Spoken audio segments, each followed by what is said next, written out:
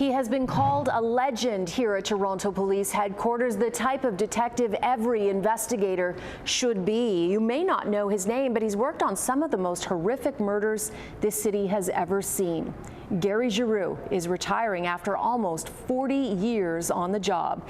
And tonight throughout our show, he's going to walk me through the unsolved case that still haunts him and tell me about one of the many victims he will never forget. We're going to start now with her murder. Cabbagetown, 2012. 55-year-old Nigisti Semret was repeatedly stabbed to death walking home after her overnight shift at the Delta Chelsea Hotel. It's a sad story. I never hear like this. I never see like this. Her murderer was caught on security cameras following her, a shadowy, deadly presence. A good Samaritan tried to intervene, but the attacker made off. Semret was just around the corner from her home. Her death horrified the community. It's very disturbing to think that there is some psycho roaming around somewhere. While the motive for her killing remained a mystery. The motive for the attack on Miss Semret still remains unclear. People came and laid all kinds of flowers and they had pictures. 7 years later, Gary Giroux returns to the scene of where she died. She comes right through the laneway, like right over to Bleecker, and she's picked up on the cameras. Giroux believes Semret's murderer was waiting for her and must have known what route she took home. So she really fought him, didn't she? She did, to the point where she cut him, scratched him. And that is how Semret herself helped the detective solve her own murder. More than 7 months after she died, police were able to find her killer. His DNA, which was under her fingernails, was found at another murder scene. It wasn't until Gary Giroux's murder took place, which was the offender's girlfriend, and I got a call from the biologist. Her voice was shaking, and she indicated to me that we have a DNA hit from scene to scene, and the offender for Gary Giroux's case was already in custody, so we knew who it was. You can tell him that I'm investigating the murder of Nigisti Semret. Giroux solved the who, but never the why. Up until that moment, did you have any idea who killed Ms. Semret and why? None, and I still don't definitively know why. I knew from checking backgrounds that they were from the same Eritrean village, and they spent some time in a transition house here where new immigrants arrived. Earlier when we were talking and you mentioned her and her life and how she came here, it sounded to me like you actually liked her. I did, because like in all cases, you research the victim and you get to know them. She came here with very little, to make a better life for herself. She wanted you to work hard at the hotel, and when I heard about her injuries and the fact that she clearly fought this guy, it didn't surprise me at all. It was almost something that I completely expected her to do. Nigisti Semret isn't the only murder victim Giroux will never forget.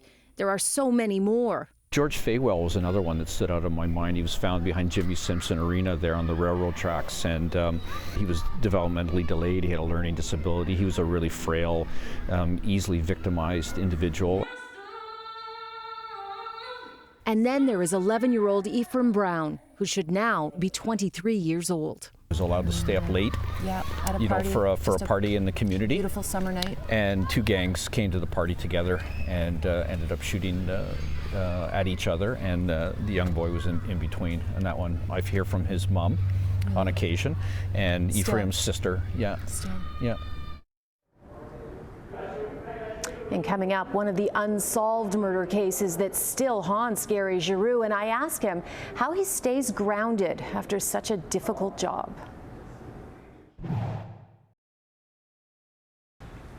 He has solved some of the city's toughest murders, but there is one that still haunts him, and years later, he wants to know who did it and why.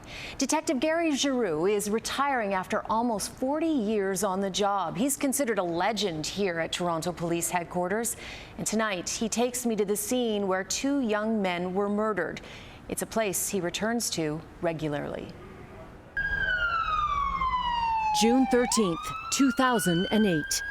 I'll always be trapped in that car. I can't get beyond.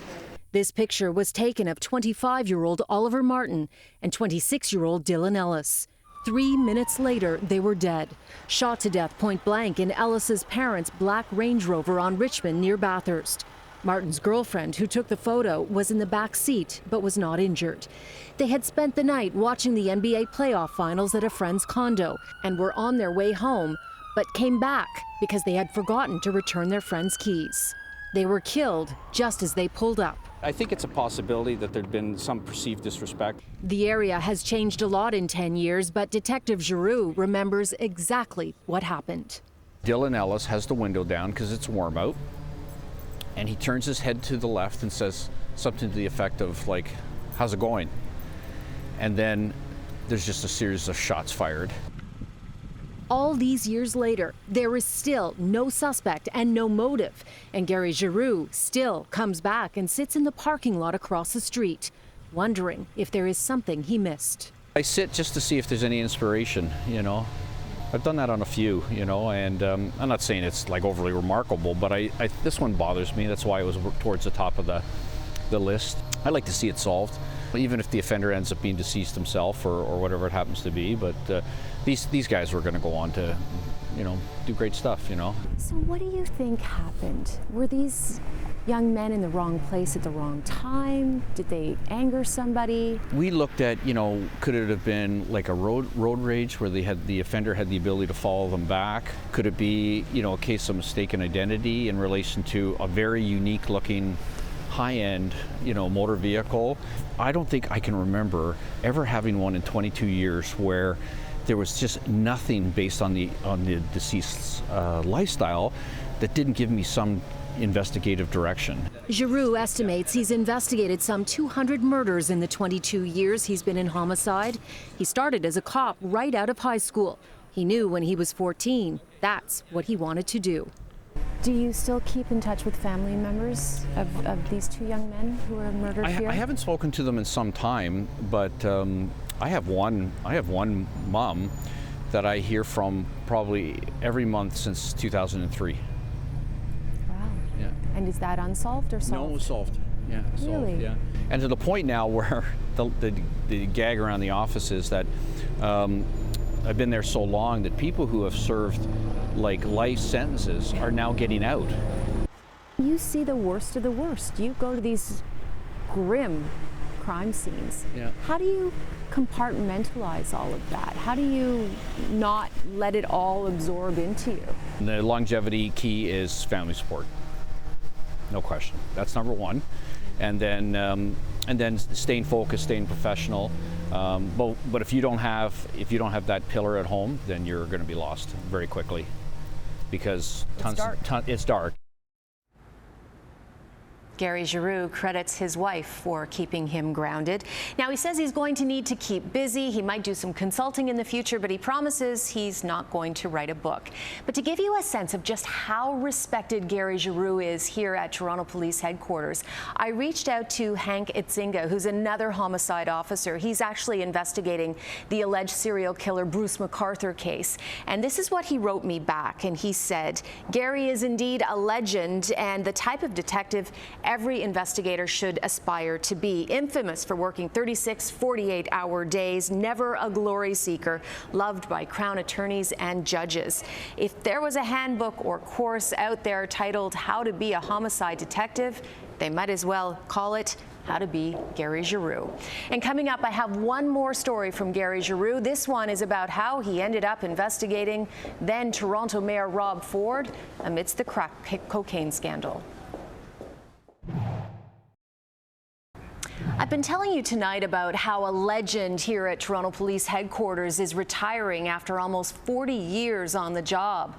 Detective Gary Giroux has investigated some 200 homicides in this city, but one of the most interesting, high-profile investigations he's ever done was when he had to investigate then Toronto Mayor Rob Ford during the height of the crack cocaine scandal. Tonight he opens up to me about just what that was like. No, come on.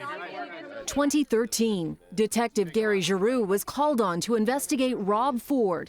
Those were crazy times. They were. Yeah, they were. After the infamous crack cocaine video was recovered by police during raids. They were dubbed Project Traveler, and they were on a street gang called the Dixon City Bloods. You were investigating the mayor of the city of Toronto. Right. And Yeah. what was that like? Well, It came about, as you know, from Project Traveler, and you know, I spoke to my wife about it the other day because I kind of figured that, you know, the former mayor would come up, and there were these intercepts during Traveler that the chief, who at the time was Bill Blair, said that I think at some point in time, as a result of the transparency of the disclosure, somebody is going to say to me, what did you do about a sitting mayor who was very comfortable in the presence of organized crime, a criminal street gang, and appeared to be consuming narcotics, and that there was a video out there, and what did you, as the chief of police, do about it? And he says, you're the one that's going to do something about it. So you investigated exactly what? Well, the mandate was to determine whether there was any criminality in relation to the mayor or the office of the mayor.